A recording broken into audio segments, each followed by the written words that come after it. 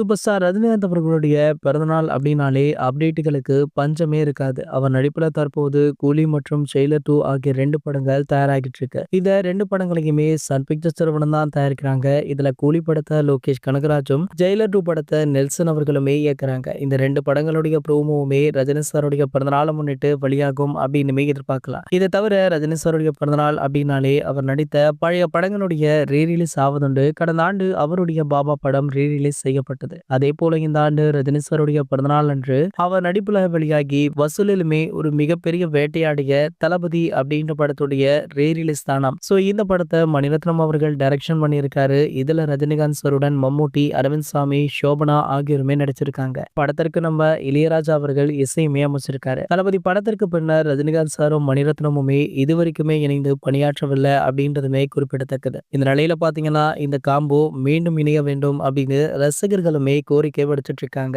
இதற்கிடையில பாத்தீங்கன்னா நாளை கூலி படத்துடைய முதல் சிங்கிள் டிராக்குக்கான அறிவிப்புமே வெளியாக இருப்பதாக ஒரு செய்தி வைரலுமே ஆகிட்டு இருக்கு. சோ வெயிட் பண்ணி பார்க்கலாம் நாளை என்னென்ன அப்டேட்டுகள் தலைவருடைய பிறந்தநாள் ஸ்பெஷலாக வெளியாகுது அப்படின்றத. இது போன்ற சினிமா செய்திகளை பத்தி நீங்க உடனே தெரிஞ்சுக்க நம்மளுடைய செய்தி துளிகள் சேனலை மறக்காம சப்ஸ்கிரைப் பண்ணிக்கோங்க.